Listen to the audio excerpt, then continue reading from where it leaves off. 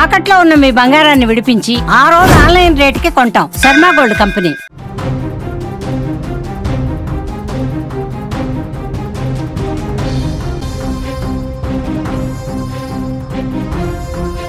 ధర్మస్థల 100 శవాల కథలో 4వ రోజు కూడా 30 ఎముకల్ని స్వాధీనం చేసుకోగలిగింది సిట్. 7వ స్పాట్లో దాదాపు 30 ఎముకలు దొరికాయని చెప్తున్నారు. ఆ 30 ఎముకలని బెంగళూరులోని FSLకి ఇప్పటికే పంపించినట్టుగా సమాచారం ఉంది మా దగ్గర. అయితే 8వ స్పాట్లో భారీ ఎత్తున అస్థిపంజరాలు దొరుకుతాయని కొంత చర్చ జరిగినప్పటికీ 8వ స్పాట్లో ఎటువంటి ఆధారాలు లభించలేదు. కొన్ని శాంపిల్స్ని కానీ కొంత మట్టి శాంపిల్స్ని అక్కడి నుంచి సేకరించినట్టుగా తెలుస్తోంది. సిట్ అధికారులు ఆ మట్టి శాంపిల్స్ని పరిశీలించి ఒకవేళ మట్టిలో కరిగిపోయినా లేకపోతే మొత్తం మెల్ట్ అయిపోయిన అస్థిపంజరాలు ఏమైనా ఉన్నాయన్న కోణంతో సైంటిఫిక్ ఎవిడెన్స్ని సాధించే అవకాశం ఉన్నట్టుగా తెలుస్తుంది. అయితే కథంతా ఇవాల్టి వరకు ఈ 4 రోజులు కేవలం నేత్రావతి నది ఒడ్డున నది చుట్టూ మాత్రమే తిరిగింది. నేత్రావతి నది దగ్గరే ఇప్పటిదాకా ఈ స్పాట్లో ఇవన్నీ జరిగాయి. అయితే మొత్తం నేత్రావతి నది చుట్టూ అంటే స్నానాల ఘట్టానికి అటువైపు ఈ తవ్వకాలు జరిగాయి. 1 నుంచి 5 స్పాట్లు స్నానాల ఘట్టానికి అటువైపు తవ్వకాలు జరిగాయి. ఆ తవ్వకాల్లో 6-7 స్పాట్లలో 2 అస్థిపంజరాలు, ఒక 30 ఎముకలు దొరికాయి. వాటిని ఇప్పటికే పరిశీలన కోసం FSLకి పంపించారు. దొరికిన అస్థిపంజరాలు మహిళలవని తేలాయి. ఇది ఇప్పటి వరకున్న కూలంకషంగా ఉన్న అప్డేట్. సుమన్ టీవీ ఈ విషయంలో ధర్మస్థలి 100 శవాలకు సంబంధించిన విషయాల్లో గ్రౌండ్ రిపోర్ట్ అందిస్తుంది. మా ప్రత్యేక ప్రతినిధి విజయ్ ధర్మస్థలకి వెళ్ళి అక్కడున్న వాస్తవాల్ని ప్రేక్షకులకు అందించే ప్రయత్నం చేస్తారు. ప్రతి వాస్తవాన్ని కళ్ళకు కట్టినట్టుగా చూపించే ప్రయత్నం చేస్తున్నారు. ఆ 8వ స్పాట్లో ఎటువంటి ఆధారాలు దొరకకపోయినప్పటికీ అక్కడ కొన్ని మట్టి శాంపిల్ని సేకరించినట్టుగా మాకు సమాచారం ఉంది. సిట్ అధికారులు కూడా వాటిని ఇంకా ధృవీకరించాల్సిన అవసరం ఉంది. ధర్మస్థల పోలీస్ స్టేషన్ కేంద్రంగా ఈ ఇన్వెస్టిగేషన్ అంతా కొనసాగుతుంది. ఆ తర్వాత ఎవరైతే ఆ ప్రత్యక్ష సాక్షి ఉన్నాడో అతను కొన్ని భయంకరమైన మాటలు చెప్తున్నాడు. ఏం చెప్తున్నాడంటే అసలు కథంతా, అసలు అస్థిపంజరాలన్నీ 9, 10, 11, 12, 13వ స్పాట్లోనే ఉంటాయని చెప్తున్నాడు. అంటే ఎందుకంటే ఇప్పటి వరకు జరిగిన అన్వేషణ అంతా నదీ పరివాహక ప్రాంతం కావడంతో నదీ పరివాహక ప్రాంతంలో కొన్ని శవాలు కొట్టుకుపోయే అవకాశం ఉంది. రకరకాల కారణాలు చెప్తున్నాడు. అసలు ఏం జరుగుతుంది అక్కడ ధర్మస్థలంలో, ఏం జరుగుతుంది, ఎందుకు 9, 10, 11 మీద ఉత్కంఠ పెరుగుతుంది, ఆ టెన్షన్ ఎందుకు పెరుగుతుంది, ఆ వ్యక్తి ఎవరైతే సాక్షి ఉన్నాడో నేనే శవాల్ని పాతిపెట్టాను అని చెప్తున్న వ్యక్తి బాటలు ఎందుకు భయాన్ని సృష్టిస్తున్నాయి, ఈ అంశాలన్నింటినీ మనతో చర్చించడానికి ధర్మస్థలి నుంచి మా ప్రత్యేక ప్రతినిధి విజయ్ లైవ్లో అందుబాటులో ఉన్నారు. Vijay, good evening. మార్నింగ్ నుంచి అస్థిపంజరాల వేటలో మీరు కూడా నిమగ్నమైనట్టుగా స్పష్టంగా కనిపిస్తోంది. అంటే ఎన్ని స్పాట్లు పొద్దు నుంచి తవ్వారు, ఏ స్పాట్లో ఏం దొరికాయి?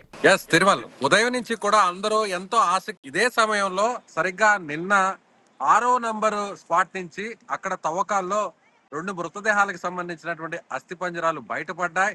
సో ఇక 7వ నంబర్ నుంచి కూడా ప్రతి స్పాట్ లో కూడా మృతదేహానికి సంబంధించినటువంటి అస్థిపంజరాలు ఇక 10ల సంఖ్యలో బయటపడతాయి అనేటువంటి ఒక నమ్మకాన్ని తవ్వుతున్నటువంటి వ్యక్తులు కావచ్చు, లేదంటే ఎవరైతే కంప్లైంట్ చేసినటువంటి వ్యక్తి ఉన్నాడో పారిశుద్ధ కార్మికుడు, అతన్ని సపోర్ట్ చేస్తున్నటువంటి వారందరూ కూడా ఇదే భావించారు. సో ఈ ఉదయం నుంచి కూడా ఎంతో ఒక టెన్షన్ వాతావరణంలో అటు సిట్ అధికారులు కావచ్చు, అలాగే తవ్వేటువంటి కూలీలు కావచ్చు, ఇతర శాఖలకు సంబంధించినటువంటి ఫోరెన్సిక్ అధికారులు కావచ్చు, ఎంతో ఆసక్తిగా సో చాలా టెన్షన్ వాతావరణంలో తవ్వకాల్ని ప్రారంభించారు.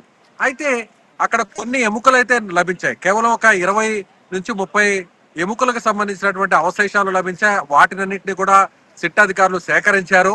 అయితే ఈ ఎముకలు తవ్వినటువంటి మృతదేహాలు, అలాగే అస్థిపంజరాలకు సంబంధించినటువంటి ఎముకల, లేదంటే వేరే అస్థిపంజరాలకు సంబంధించినటువంటి ఆ ఎముకల అనేటువంటి విషయం కోసం వాటిని సేకరించి నేరుగా బెంగళూరు FSLకి తరలించారు. ఇక మొత్తం 7వ సంబంధించినటువంటి స్పాట్ లో తవ్వితే అక్కడ పూర్తి స్థాయిలో అస్థిపంజరాలు దొరుకుతాయని భావించినప్పటికీ ఎముకలు మాత్రమే అక్కడ దొరికినట్టుగా మనకు సమాచారం అందుతుంది. ఇక 8వ స్పాట్ అయితే ఇది రివర్ కి ఒడ్డున ఉంటుంది. అట్ ది సేమ్ టైం ఇది బ్రిడ్జ్ కి ఆనుకొని ఉంటుంది. బ్రిడ్జ్ మీద నుంచి చూస్తే ఆ స్పాట్ చాలా స్పష్టంగా కనిపిస్తుంది. స్పాట్ లో తవ్వకాలు జరిపారు. సో జీబీ ద్వారా తవ్వకాలు జరిపారు. దాదాపు 6 అడుగుల వెడల్పు, 10 అడుగుల వెడల్పు, 6 అడుగుల లోతులో తవ్వకాలు జరిపినప్పటికీ 3 గంటల పాటు తవ్వకాలు జరిపినప్పటికీ 8వ నంబర్ స్పాట్ లో కూడా ఎలాంటి ఆచూకీ లభించలేదు. అయితే అక్కడ ఉన్నటువంటి మట్టి నమూనాలను కూడా సేకరించి బెంగళూరుకి తరలించారు ఎఫ్ఎస్ఎల్ అధికారులు. అయితే ఇక్కడ మరొక విషయాన్ని చెప్పాలి తిరుమల, ఇప్పటి వరకు జరిపినటువంటి స్పాట్ లో తవ్వకాలన్నీ ఒక ఎత్తు, రేపటి నుంచి జరిపేటువంటి తవ్వకాలే చాలా కీలకం.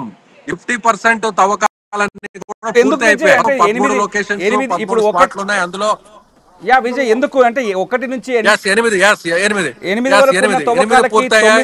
ఇక మిగిలినటువంటి 8 స్పాట్లన్నీ కూడా నేను నిల్చున్నటువంటి నేత్రావతి నది, ఈ నేత్రావతి నది ఒడ్డున ఉన్నటువంటి స్పాట్సే ఈ మొత్తం అన్ని కూడా.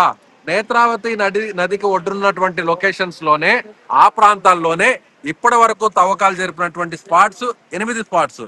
రేపటి నుంచి తవ్వకాలు జరిపేటువంటి స్పాట్స్ అన్ని కూడా నేత్రావతి నదికి దూరంగా ఉండేటువంటి మెయిన్ రోడ్ ఏదైతే హైవే ఉందో, హైవేకి ఆనుకొని ఉన్నటువంటి అటవీ ప్రాంతంలో, అది కూడా హైవేకి దగ్గరగా రోడ్డుకి ఆనుకొని ఉన్నటువంటి 10 అడుగుల దూరంలో మాత్రమే ఈ స్పాట్స్ అన్ని కూడా ఉన్నాయి. ఒక స్పాట్ కి దూరం కేవలం 10 నుంచి 12 అడుగుల దూరం మాత్రమే.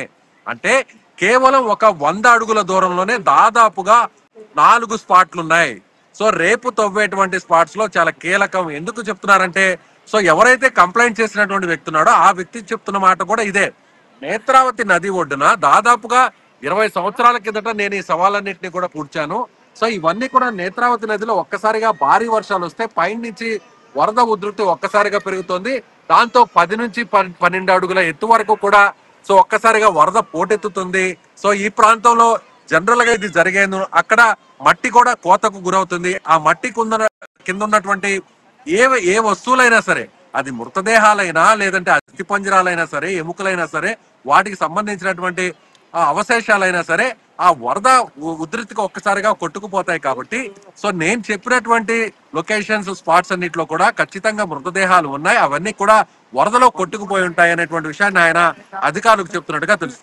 కానీ రేపు జరిపేటువంటి తవ్వకాలన్నీ కూడా ఎక్కడా కూడా నదికి ఒడ్డున లేవు, నది పరివాహక ప్రాంతంలో కూడా లేవు. ఇది కంప్లీట్ గా రోడ్డుకి ఆనుకొని ఉన్నటువంటి ప్రాంతం, అటవీ ప్రాంతం. ఎక్కడా కూడా ఇక్కడ పైనుంచి వరద వచ్చేటువంటి కానీ కనీసం వర్షపు నీటికి పైనుంచి కొట్టుకొని మట్టి కిందకి జారిపోయేటువంటి పరిస్థితి కూడా ఎక్కడా లేదు. అదే విధంగా రోడ్డు పక్కన ఉన్నప్పటికీ కూడా చాలా దట్టమైనటువంటి అటవీ ప్రాంతం. నేను తిరుమల అక్కడ ప్రతి లొకేషన్ ని చూశాను, ప్రతి లొకేషన్ కూడా కవరేజ్ చేశాను. చాలా దట్టమైనటువంటి ప్రాంతం. రోడ్డుకి కేవలం 8 అడుగుల దూరంలోనే లొకేషన్ ఉన్నప్పటికీ, స్పాట్ ఉన్నప్పటికీ అడుగు లోపల దాటితే ఏ ఒక్క మనిషి కూడా లోపల కనిపించడం లేదు.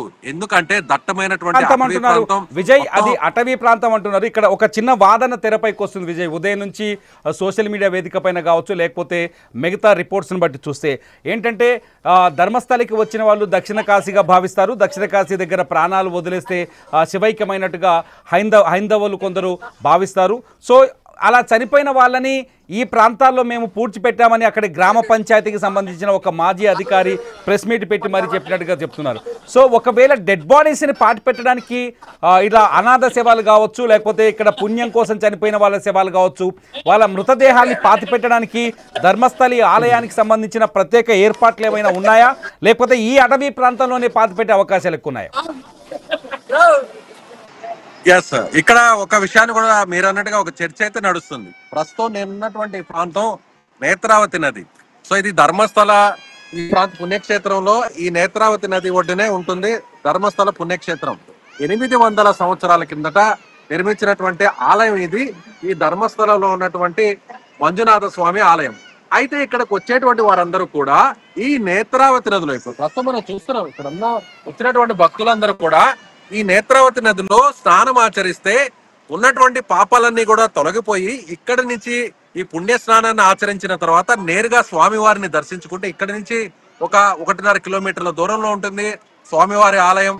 అక్కడికి వెళ్ళి దర్శించుకుంటే సో తాము అనుకున్నటువంటి పాపాలన్నీ కూడా తొలగిపోతాయనేటువంటి నమ్మకం ఇక్కడికి వచ్చేటువంటి భక్తులందరికీ ఉంటుంది.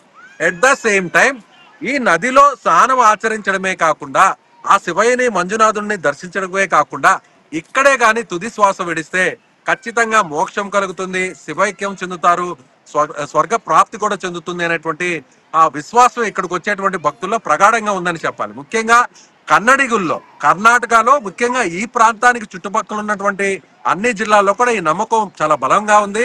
కాబట్టి ఎవరైనా పెద్దవారు కానీ ముసలివారు కానీ ఏ విధంగా మనం గంగా నదికి, కాశీకి వెళ్ళి అక్కడ చనిపోతే అక్కడ తుది శ్వాస విడిస్తే అక్కడ పుణ్యం వస్తుందనేటువంటి భావన, అక్కడ మోక్షం కలుగుతుందనేటువంటి భావన ఉంటుందో అలాంటి భావనే ఇక్కడికి వచ్చేటువంటి భక్తుల్లో కూడా ఉంటుంది. అందుకే చాలా మంది ఇక్కడికి వచ్చి చనిపోయి ఉంటారు. ముసలి వాళ్ళు కూడా ఇక్కడికి వచ్చి చనిపోయినటువంటి వారు ఉంటారు. అలాగే మతి స్థిమితం లేని వారు కూడా ఇక్కడే సేద తీరుతుంటారు. చాలా మంది బయట ప్రాంతాల నుంచి కూడా వచ్చి ఇక్కడ ఎవరైతే అనాథులు ఉంటారో అనాథుల్ని, ముసలి వాళ్ళని కూడా ఇక్కడే వదిలివేస్తుంటారు. వాళ్ళందరినీ కూడా ఉన్నటువంటి ఆశ్రమ కేంద్రాల్లోనే వాళ్ళందరూ కూడా అక్కడ వసతి పొందుతుంటారు. అలా చనిపోయిన వారందరూ కూడా ఊరు పేరు లేనటువంటి వారందరినీ కూడా ఇక్కడే ఈ నేత్రావతి నది ఒడ్డునే ఇక్కడ ఖననం చేస్తుంటారు. ఇలా వందల సంఖ్యలో చాలా మందిని ఇక్కడ ఖననం చేశారనేటువంటి విషయాన్ని స్థానికంగా ఉన్నటువంటి గ్రామస్తులు, ఇక్కడ ధర్మస్థలంలో ఉన్నటువంటి వాస్తవ్యులు కూడా ఇదే విషయాన్ని చెప్తున్నారు.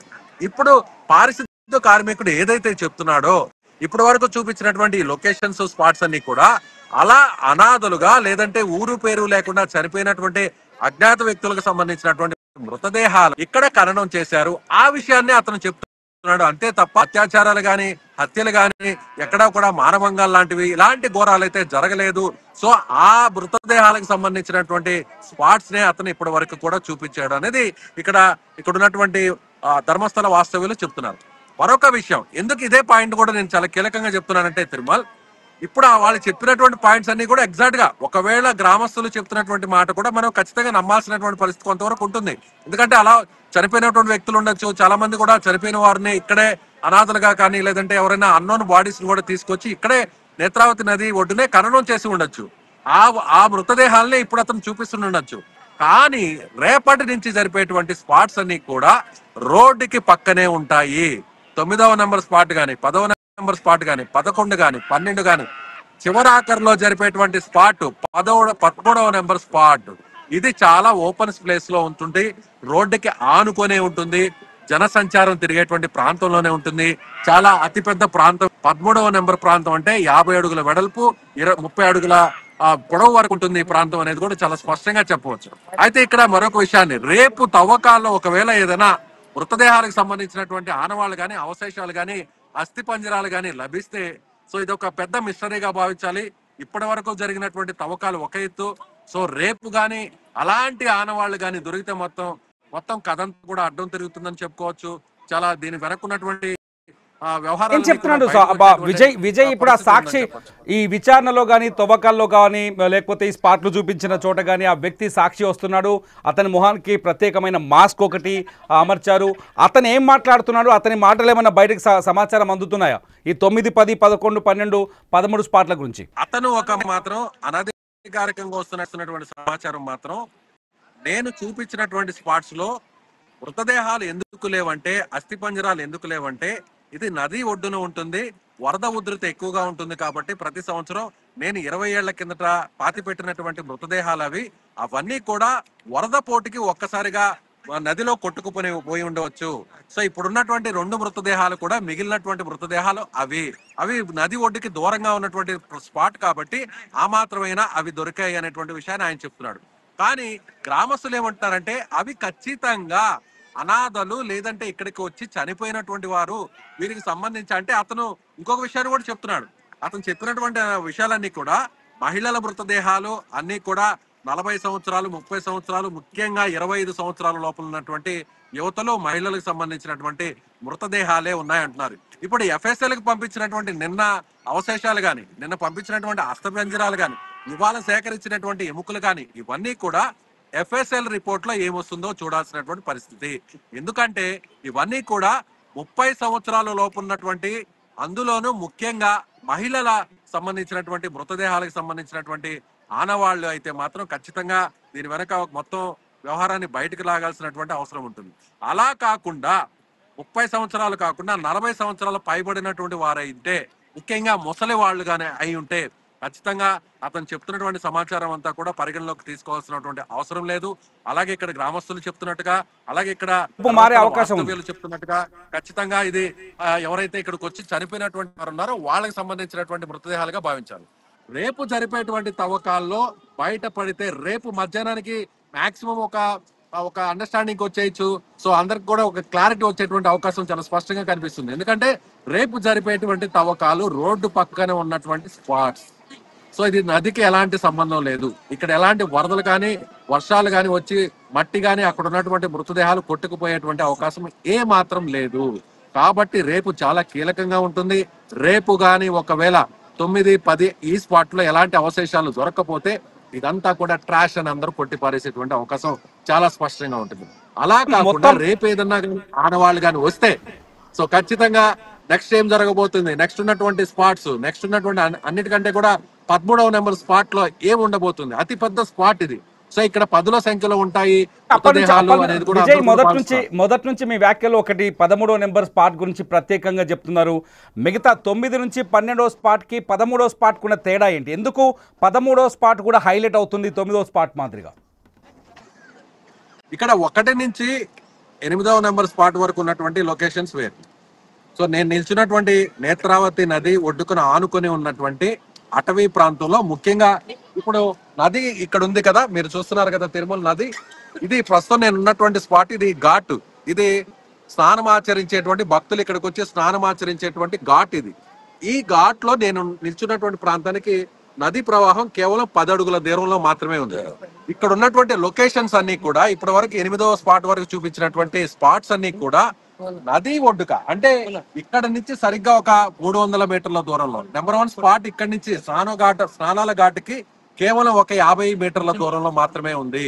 సో ఇవన్నీ కూడా నది ప్రవాహానికి ఒక 10 నుంచి 20 అడుగుల దూరంలో మాత్రమే ఉన్నాయి. అలా కాకుండా రేపటి నుంచి జరిపేటువంటి తవ్వకాలు జరిపేటువంటి 9వ నెంబర్ స్పాట్ లో, సో రేపటి నుంచి జరిపే స్పాట్ అయితే మాత్రం ఇది నదిలో కాకుండా రోడ్డుకి పక్కన ఉన్నటువంటి స్పాట్ కి అయితే చెప్పవచ్చు. సో రేపు నది ఒడ్డు కాదు, రోడ్డు పక్కన ఉన్నటువంటి స్పాట్స్. 13వ నెంబర్ అయితే మాత్రం మెయిన్ రోడ్ కాకుండా మెయిన్ రోడ్ నుంచి డైవర్షన్ తీసుకొని వేరే ప్రాంతానికి వెళ్ళేటువంటి ఒక నార్మల్ ప్లేస్ అది. చుట్టుపక్కలంతా కూడా ఇల్లులు ఉన్నాయి. ఎదురుగా ఏదైతే వేడి నీళ్ళకి సంబంధించినటువంటి వేడి నీళ్ళని ఇచ్చేటువంటి ఒక పెద్ద కేంద్రం ఉంటుంది. ఆ పక్కనే కొన్ని గృహాలు ఉన్నాయి, నివాస గృహాలు ఉన్నాయి. అలాగే ఇటువైపు చూసినట్లయితే నేత్రావతి నది ఒడ్డున స్నానం ఆచరించడానికి వచ్చేటువంటి కార్ పార్కింగ్ ప్లేసెస్ కూడా ఉన్నాయి. సో రేపు 13వ నెంబర్ స్పాట్ అనేది చాలా కీలకంగా మారేటువంటి అవకాశం ఉంది Tirumala. Yes, thank you Vijay. మీ ఇన్వెస్టిగేషన్ అంటే రేపు కూడా చూద్దాం. రేపు ఉదయం 11 గంటలకి 9వ స్పాట్ దగ్గర నుంచి మళ్ళీ తవ్వకాలు ప్రారంభమయ్యే అవకాశం కనిపిస్తుంది. 8వ స్పాట్ వరకు ఉదయం ఇవాల్టి వరకు జరిగిన తవ్వకాల్లో ఒక 2 అస్థి పంజరాలు, ఒక 30 ఎముకలు దొరికాయి. రేపు 9వ స్పాట్లో దొరికే అవశేషాలు, ఒకవేళ అవశేషాలు దొరుకుతాయా దొరకవా అన్నది కీలకంగా మారింది. 9వ స్పాట్లో ఏదైనా అవశేషం దొరికితే ఈ కేసులో ఊహించని మలుపు తిరిగే అవకాశం కనిపిస్తుంది. లేకపోతే 9వ స్పాట్లో అవశేషాలు ఏ మానవ దేహానికి సంబంధించిన అవశేషాలు దొరక్కపోయినా, ఒకవేళ అవశేషాలు లేవని తేలినా ఈ కేసు పైన మళ్ళీ పునరాలోచన పడే అవకాశం ఉంది. సిట్ పునరాలోచించే అవకాశం కనిపిస్తుంది. చూద్దాం 9 నుంచి 13 వరకు ఏం జరగబోతుంది. సుమన్ టీవీ గ్రౌండ్ రిపోర్ట్ని ఎప్పటికప్పుడు అందించడానికి సిద్ధంగా ఉంది. సుమన్ టీవీ ధర్మస్థలి నుంచి ఈ 13 స్పాట్లు తవ్వే వరకు మీకు లైవ్ అప్డేట్స్ అందిస్తూనే ఉంటుంది. చూస్తూనే ఉండండి సుమన్ టీవీ ధర్మస్థలికి సంబంధించిన రెగ్యులర్ అప్డేట్స్ కోసం.